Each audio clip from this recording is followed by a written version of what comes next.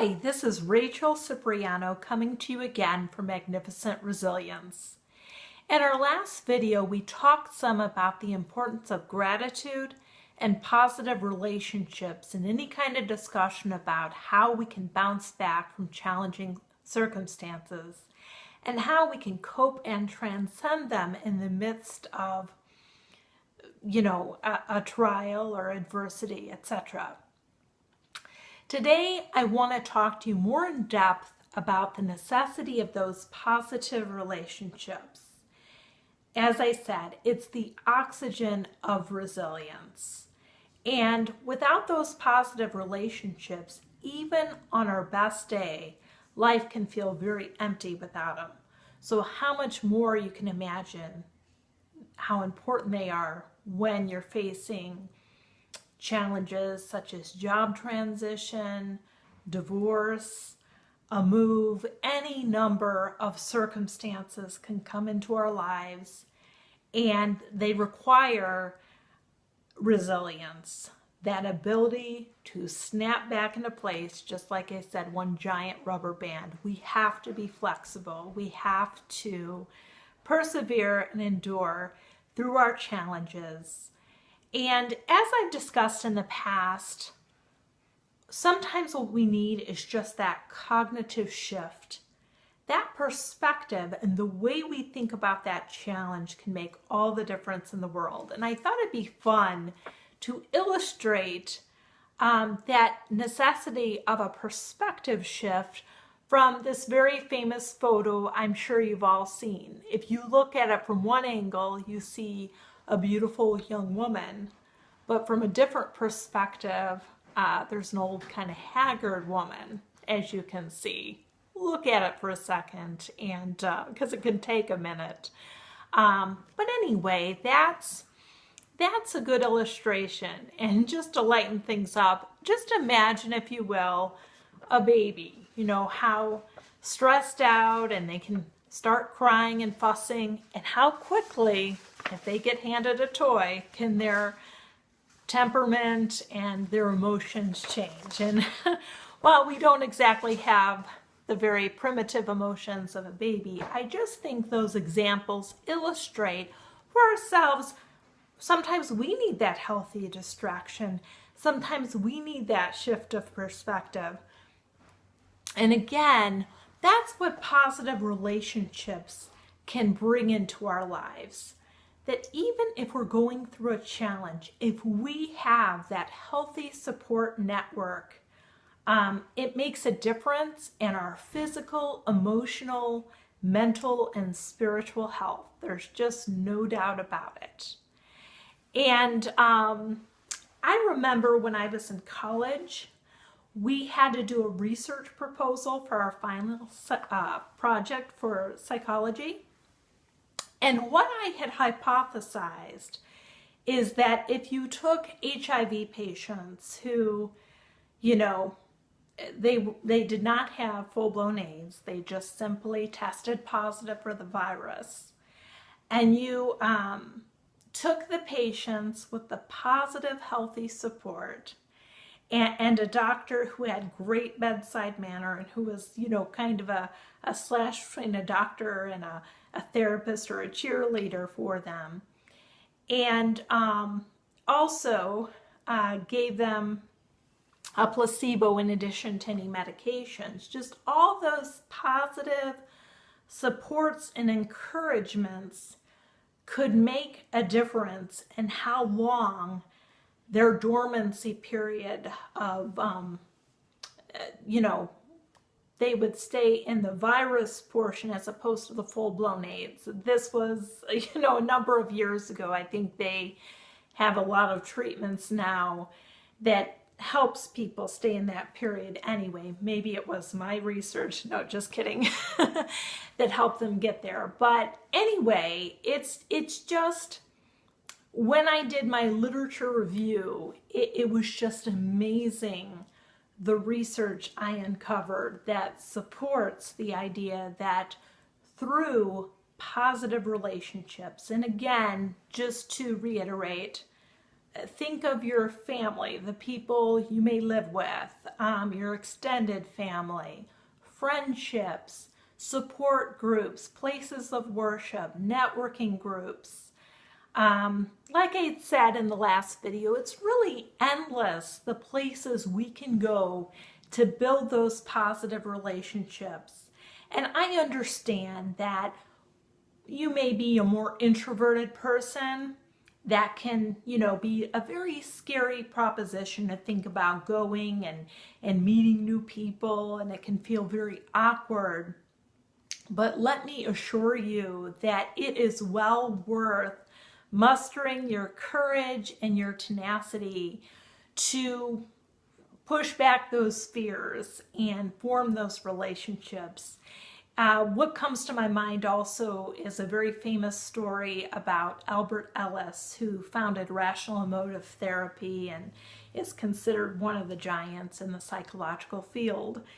And when he was a young man, he really wanted to have dates and meet women, but he was almost pathologically shy.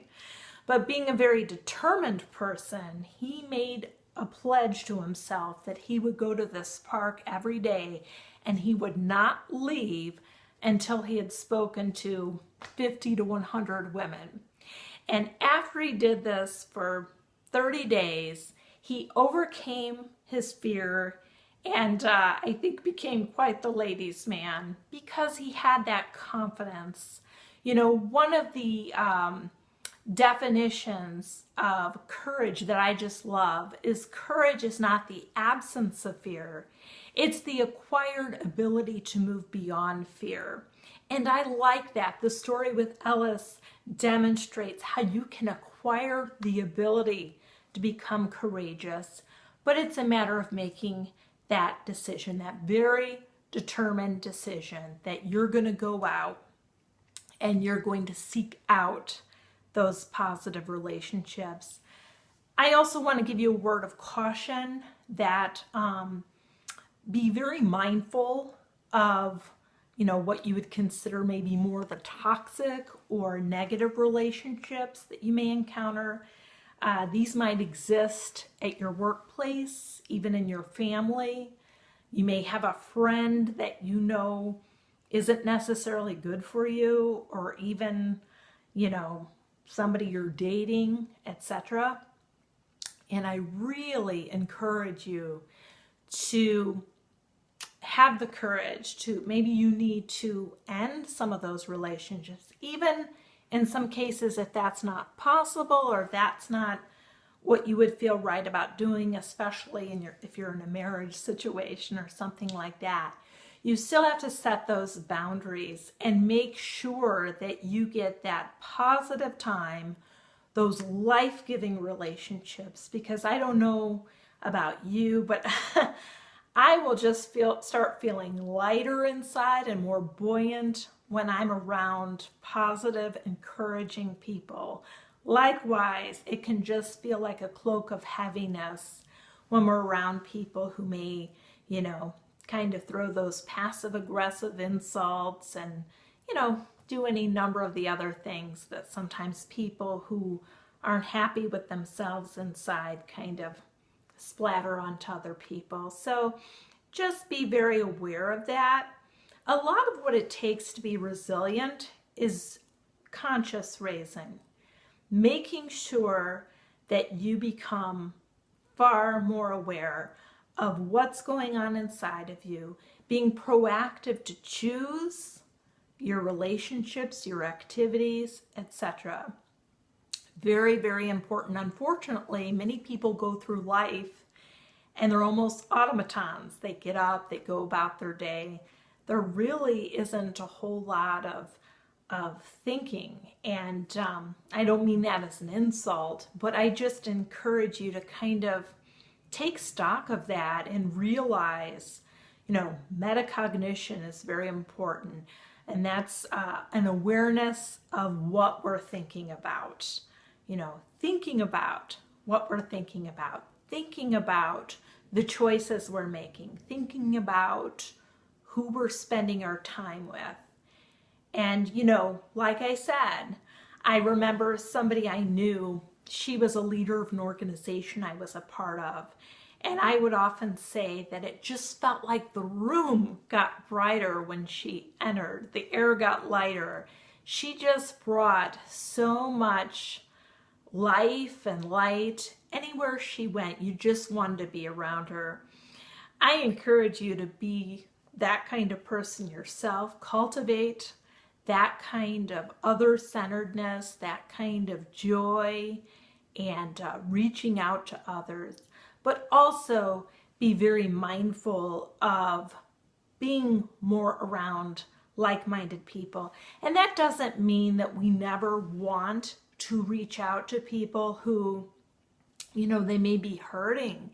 They may not be in a position to be really cheery or positive. We don't want to not reach out to people like that, because we ourselves, as I've discussed in another video, we want to reach out to others. We want to transcend our own circumstances through seeing what we can do in other people's lives. But at the same time, you know, all of that has to be moderated. You have to make sure that you understand the people who are kind of mentoring you, the people you can have more equal relationships with, and the people you're mentoring or kind of serving in various ways.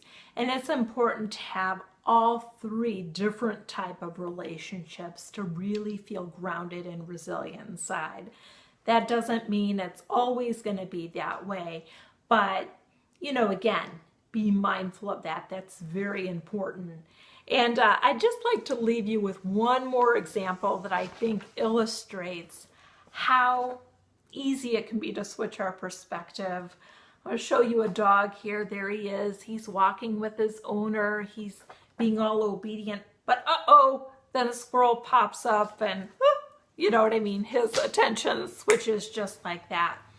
And again, I'm not saying we're going to be all impulsive, etc., but at the same time, just think of those examples. Think of, you know, this example of how you can look at a picture, you can look at a situation and see such different things when you choose to.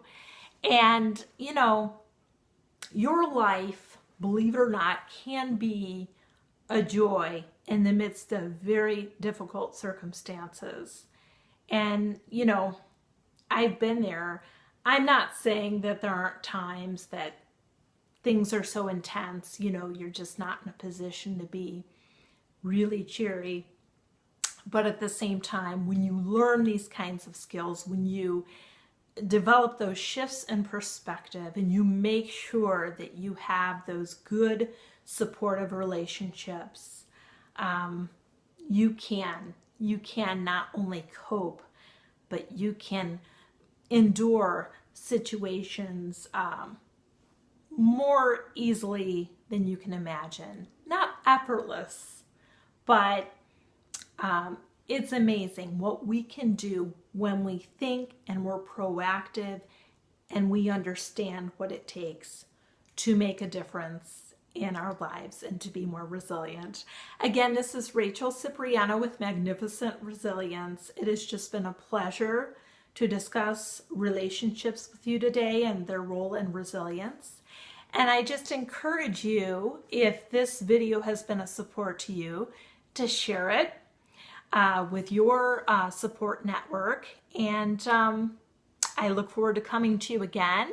I encourage you to look at other videos on my YouTube channel. All you have to do is type in my name, and you could even subscribe to my channel so that you see new videos that come out. And go to my website, rachelcipriano.com, and I have a lot of content on there that I believe could be beneficial to you. Thank you so much, and I'll talk to you soon.